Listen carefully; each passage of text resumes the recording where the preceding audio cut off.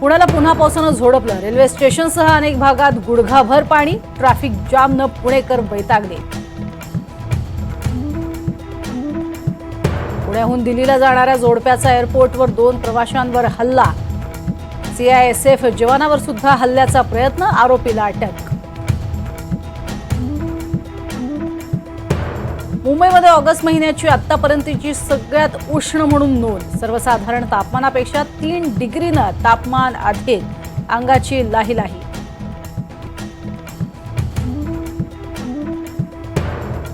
कासारा घाटात दुधाचा टँकर उलटला। 5 जणांचा मृत्यू। ड्रायव्हरचं नियंत्रण सुटल्यानं अपघात झाल्याची पोलिसांची माहिती। नंदुरबार जिल्ह्यात हिरव्या मिरचीचा हंगाम जोरात। सध्या 4,800 रुपयांचा भाव। मिरचीची तोडणी सुरू।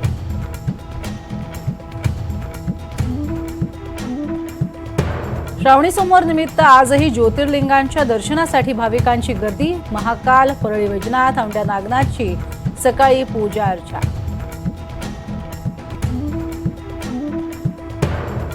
वायनाडच्या 600 पेक्षा जास्त जणांचा जीव घेणाऱ्या लँडस्लाइडचा सीसीटीव्ही समोर।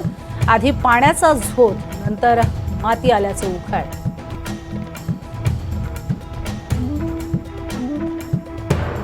बांगलादेशमधल्या निवडणुका लांबणीवर पडण्याची शक्यता। पंतप्रधान मोहम्मद म्हणतात, पहिल्यांदा सुधारणा महत्त्वाच्या।